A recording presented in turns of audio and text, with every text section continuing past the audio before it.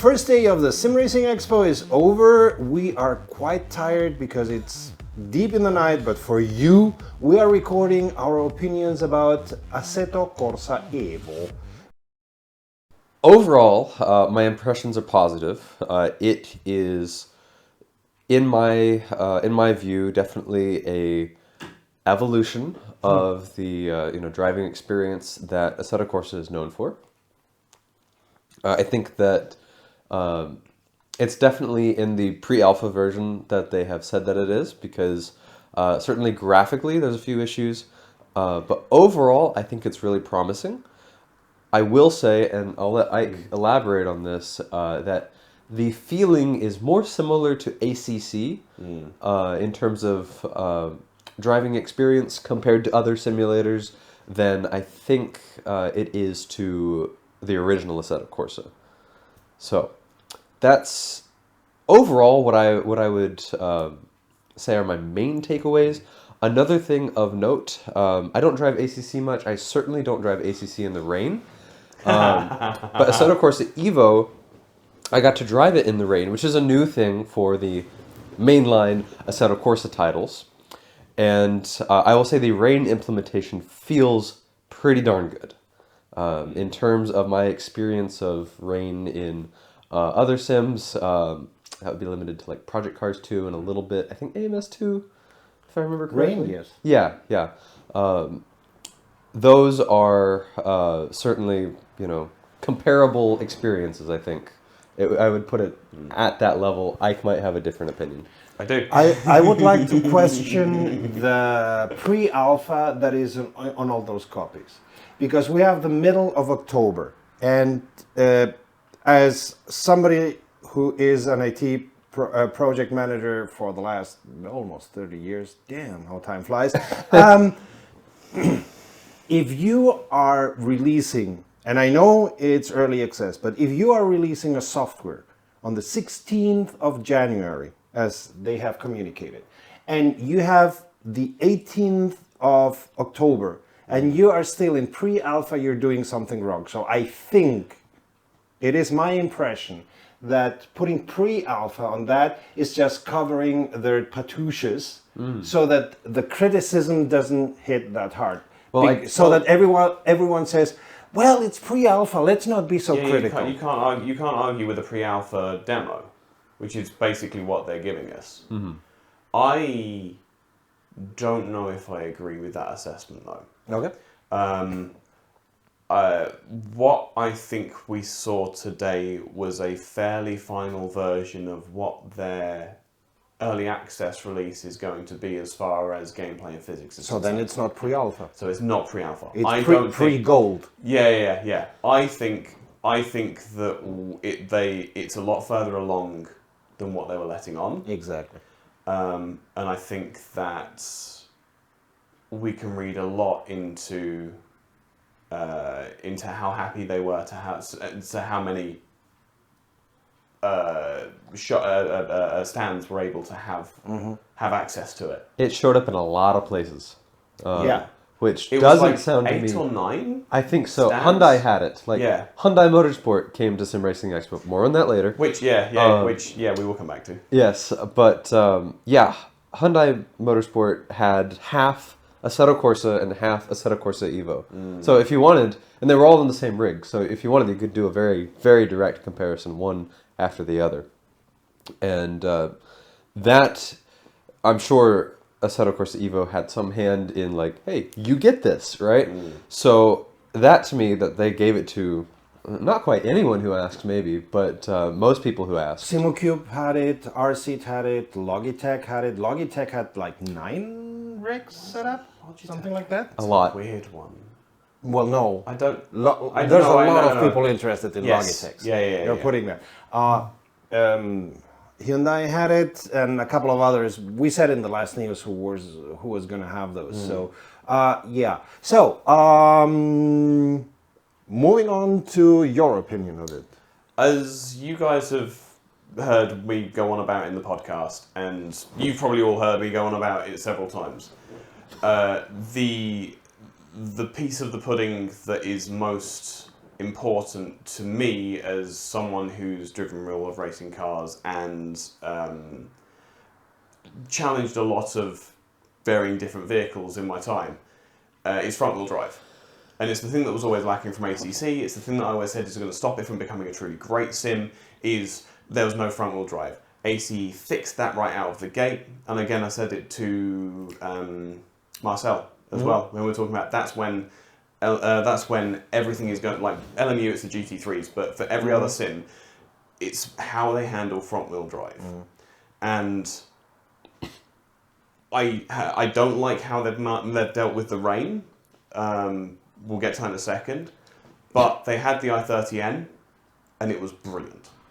The off-throttle steering response, the braking, it's all absolutely spot on. If you've ever driven a front-wheel drive car fast, especially on a track, something like Brands Hatch, where there's a lot of undulation and difficult corners, because it was Brands Hatch Indy Circuit, where you essentially shortcut the GP loop, come back into clearways if you aren't familiar with it.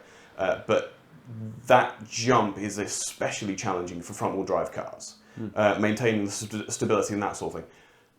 I was very sceptical about it. I am not as sceptical as I was by a long way.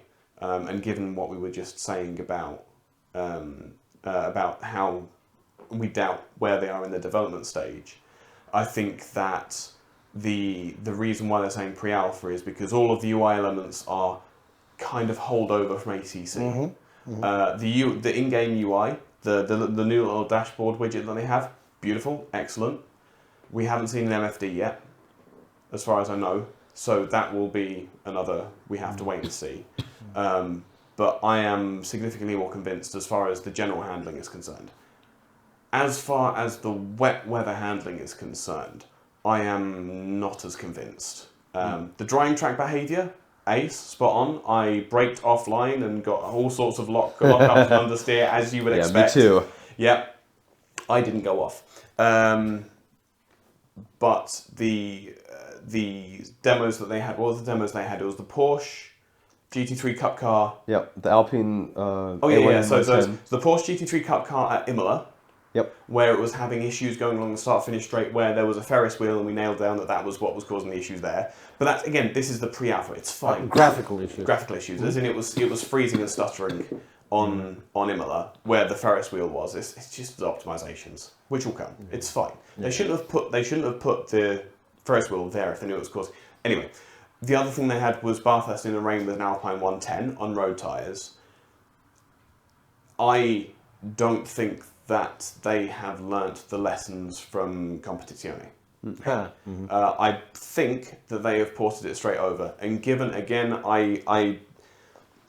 we've had conversations about how you compare everything to AMS2 and it's not necessarily the right thing, but in this instance, the simple maths flip that Razer have done to give realistic rain physics is a common sense move now, and there's no excuse that other sims aren't putting it in my opinion.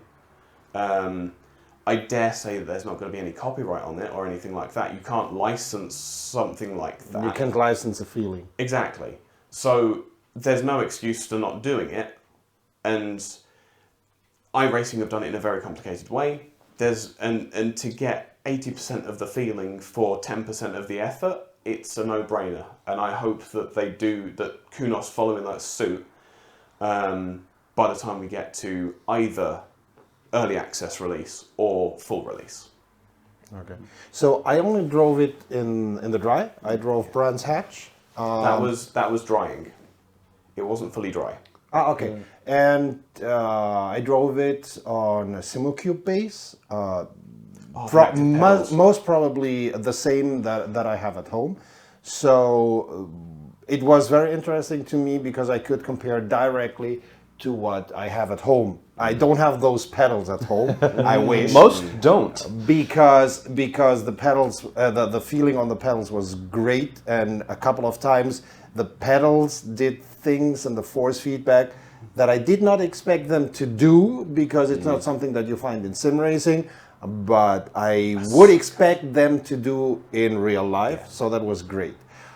The force feedback feeling for me was extremely lacking. On the other hand, we've been discussing that at the dinner, it's quite possible that I am accustomed to a very strong setup for the force feedback on the SimoCube base, and of course at the Sim Racing Expo they have it quite low because you don't put 100% when everyone in his grandma is testing that. Yeah. Well, you would hope that they would set the wheelbase to 100% and then set the gain further down, so that you then get the feedback is coming. Yeah. It's just because like you say, the curbs felt a little bit dead and that sort of thing. The things that you would expect, the higher forces were muted. But again, I was looking at the physics of it rather than. Well, I was feedback. Yeah, but that's why it's always great when we exchange opinions, because we look at things differently. Yeah. I was driving around. I was not racing around because I did not feel the wheel, like you were saying. Interesting. I could turn the wheel, but the only moment where I felt any kind of difference in the wheel feeling was when I got off track and into the gravel, and there it was a little bit of difference. Like you notice, this is not tarmac anymore. Yeah. But I expect if I'm driving on close enough simulation of real Brands Hatch, that I feel differences in the tarmac. I feel problems in the tarmac because it's not a new tarmac. They didn't get a new tarmac. No. So that was missing. As I said, it may be because it was toned down, but I would say that even if it was toned down, the centering forces would be toned down, but not the finesse, the feeling of what is happening on the road, what is happening with the tires. I've just had a thought. I wonder if they're simulating power steering. It's a road car. It was a road car. But still, even if they're simulating power steering, you feel the differences in the road. Oh yeah. But it's not as dynamic and direct as you would get from a race car. So from my point of view, from my feeling, it's ACC plus, not even ACC plus. Yeah. And I would be expect. How old is the ACC now? 8 years? No. 2017, I think. Something like 2017, 2018. That sounds right. Yeah. So with ACC being that old, I would expect Kunos to be farther in the way that they emulate physics, especially if you have other companies like MSG Studio 397. The force feedback feeling, not only the forces but also the feeling of driving on LMU and R Factor 2 is fantastic. And I know we've had this discussion, but the feeling of Automobilista 2 is also incredibly great, and that was not what I found there. But again, that may be what's colouring my impression as well, because I was getting feedback from the that I was expecting from the pedals. Yeah, but I was getting the feedback from the pedals, but I was not getting it from the wheel. Yeah. So it's strange. Maybe it has something to do with the way that the base was set up. That it was set up for an expo. Because if you have the force feedback on the pedals, that means that the force feedback comes from the telemetry of the software. Yeah. Therefore, the telemetry is there. The numbers are there. Strange. Yeah.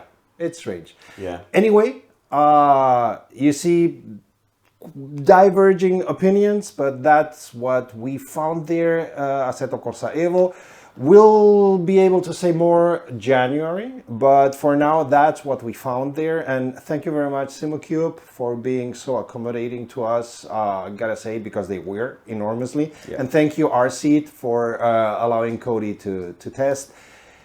And as always, remember, subscribe or even become a patron, or at least like this video, because it's coming fast and dirty to you, so that you can know our opinion of the newest sim that's going to hit the markets at 11:30 on the Friday night of Sim Racing Expo. Yes. Yeah. It's 11:30 We- p.m. that's why we look like zombies. and we sound like zombies.